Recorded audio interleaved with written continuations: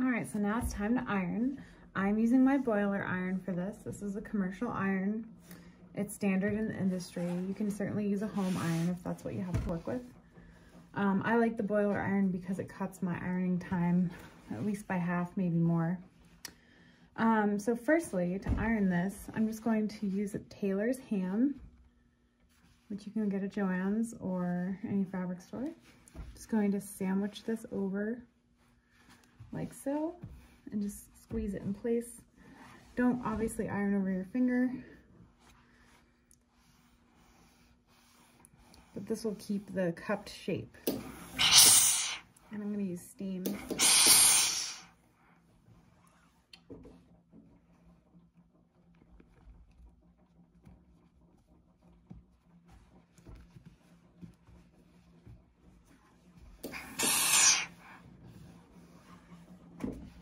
Okay, so ironing is pretty straightforward. I don't know if I need to talk about the process of how to iron specifically, but I'm going to a little bit. Basically, you let your iron heat up. This one takes about 10 minutes. And then you're just using this hot metal plate to press onto your fabric for the sake of getting it nice and crisp. Flat, clean lines. Now that I've done the ham, to maintain the crispness in my cupped shape, I'm going to fold it in half like this, and I'm going to just simply press this on. Not for very long. You don't want to do it too long or you can burn your fabric, obviously, so you would never let go and walk away. Never ever do that. But just sit it on there. You can use steam if you want. It's kind of a judgment call. If you think you need steam to help get out wrinkles, it certainly helps press out the wrinkles. I usually do both sides.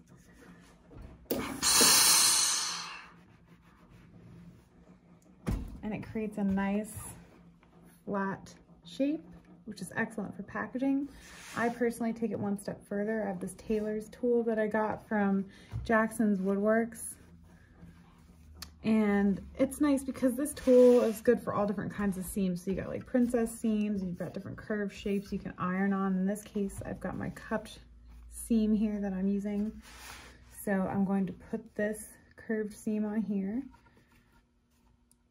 Put my fabric on the curved seam here. And I'm going to pull my fabric so it's taut on here and just hold it at the bottom. Again, I would not use steam in this case because my hand is directly underneath, so be careful of that.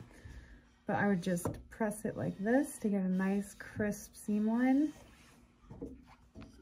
I'm going to flip it around, pull it down, do the same thing.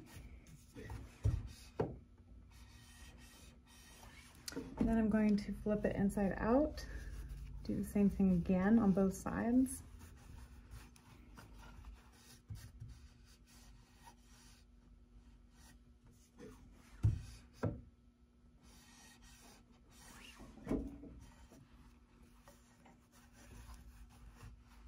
This is something that most people will not take the extra time to do. It's just my attention to detail. Like, it bothers me if I don't do this kind of thing. Okay, so now we've got a nice finished looking seam. It's very smooth on both sides. Again, I'm going to fold this in half. I'm going to press it again, just lightly enough to get the shape back.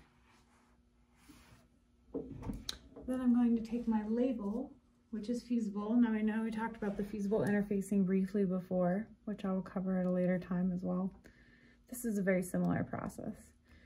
Fusible interfacing doesn't normally have this backing, but this is fusible and it does have a little backing like a sticker would that you just want to remove in its entirety because it has a tendency to want to break off on you.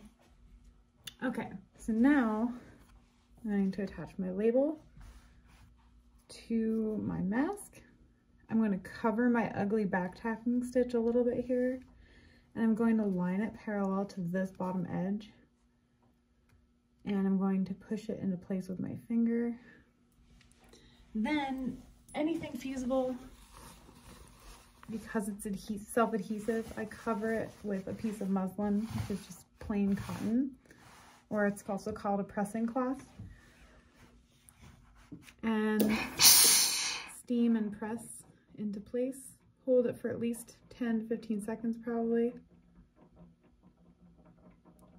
Move it a little bit.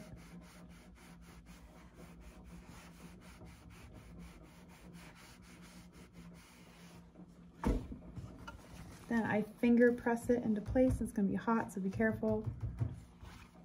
You let it cool a tad before you go touching it too much. Anyway, it has my label on there now. Now, of course, after several washes, this will fall off. It will start to lose its stickiness like it did with the fusible interfacing before after just a brief amount of time using it. So we're going to stitch along here and here just to tack it into place. That way, with all the washing that it goes through, this won't fall off. I've made the mistake of not doing that before, and it fell off on my clients before, and I felt bad. So I definitely tack them all into place now. So there you go. Then we will sanitize this and package it and ship it off to our client. But that is the basics of ironing. I didn't even cover, I did this on a cotton setting because I'm using cotton fabric.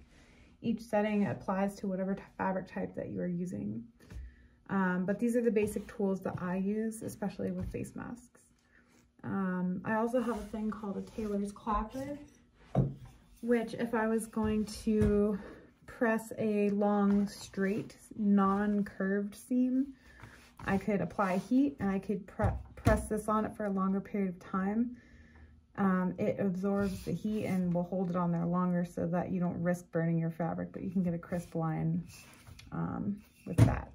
So anyway, yeah, so let me know if you have any questions. I'll be glad to help.